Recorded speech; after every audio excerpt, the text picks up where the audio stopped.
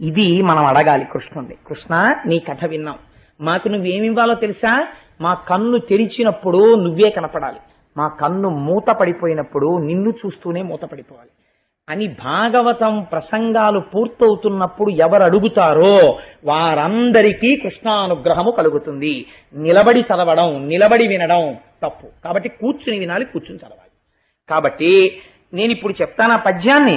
సభలో ఉన్న వారందరూ భాగవత శ్రవణ ఫలితమును కోరుకున్న వారైతే చక్కగా ఆ పద్యాన్ని చెప్పండి. మనుష్య జన్మకి ఇంతకన్నా ప్రయోజనం ఏమిటి? ఈ పద్యాన్ని చెప్పుకొని చక్కగా రేపటి రోజున మహాభాగవత దర్శనము చెయ్యండి అని చెప్పాడు కృష్ణ పరమాత్మ. రేపు మన కోసమని సత్యదండాన్ని చేతిలో పట్టుకొని, కమండలం పట్టుకొని స్వరూపానందేంద్ర సరస్వతి స్వామి వారు అలా బయలుదేరి కాలినడకన రావడానికి ఒప్పుకున్నారు మహానుభావుడు వ్యాన్ దిగి. అక్కడి నుంచి నడుస్తూ అందరికీ కనపడేటట్టుగా నారాయణ నారాయణ నారాయణ నామపురస్సరంగా ఆశీర్వచనం చేస్తూ వారి వేదిక మీదకొచ్చి వారు రేపటి సాయంకాలం శ్రీచక్రార్చన చేస్తారు. అంతటి మహోత్కృష్టమైన ఘట్టాన్ని రేపు మనం తిలకించి శ్రీచక్ర తీర్థాన్ని తీసుకుని పవిత్రులం అయిపోదాం. ఇప్పుడు మీ అందరూ కూడా కృష్ణ, మీ అనుగ్రహం మాకు కావాలి అని అపేక్షింపబడినటువంటి ఈ పద్యాన్ని చెప్పండి. నేను చిన్న చిన్న పదములుగా చెప్తాను, చక్కగా చెప్పండి. ఏకకంఠంతో గట్టిగా ఆ గురువాయూరప్పకి వినపడేటట్టుగా, స్వామి కోరిక నువ్వు తీరాలి మాకు అని చెప్పండి స్వామికి. ఎవరెవరు ఈ కృష్ణ పరమాత్మ యొక్క కథ వింటున్నారో, ఎవరు ఈ పద్యం చెప్తున్నారో వాళ్ళకి మాత్రమే ఈ ఫలితం దక్కుతుందని ఒక ఫలశ్రుతి చెప్తారు చివర. నగుమొగమున్ సుమధ్యమును నల్లని మేనును లచ్చి కాటపట్టగు ఉరమున్ మహాభుజములు అంచిత కుండల కర్ణముల్ మదేభగతియు నీలవేణియు కృపారసదృష్టియు కల్గు వెన్నుడిమ్ముగ పొడసూపుగాత కను మూసిన ఎప్పుడు విచ్చినప్పుడు ఈశ్వర, నా కన్ను మూసినప్పుడు, నా కన్ను తెరిచినప్పుడు కూడా నువ్వు నాకు ఎలా కనపడాలో తెలుసా?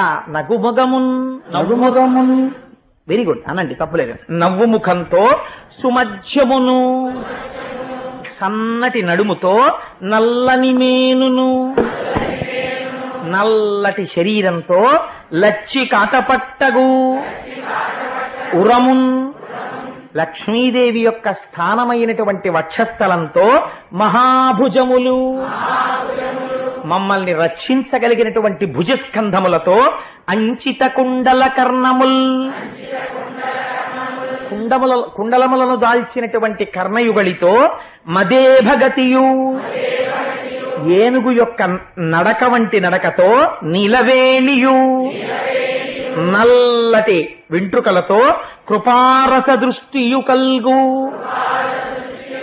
అయ్యో, నా కోసం పిల్లలు ఇంత కష్టపడి భాగవతం విన్నారు, నా గురించి చెప్పారు, ఇంకా వాళ్ళకి నేనేమివ్వను, ఇస్తాననేటటువంటి పూనిక కలిగిన కృప వర్షించేటటువంటి కన్నులతో, కల్గు వెన్నుడిమ్ముగ పొడసూపుగాత.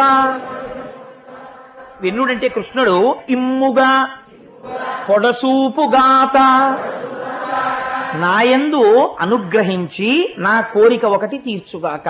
ఏమిటా కోరిక?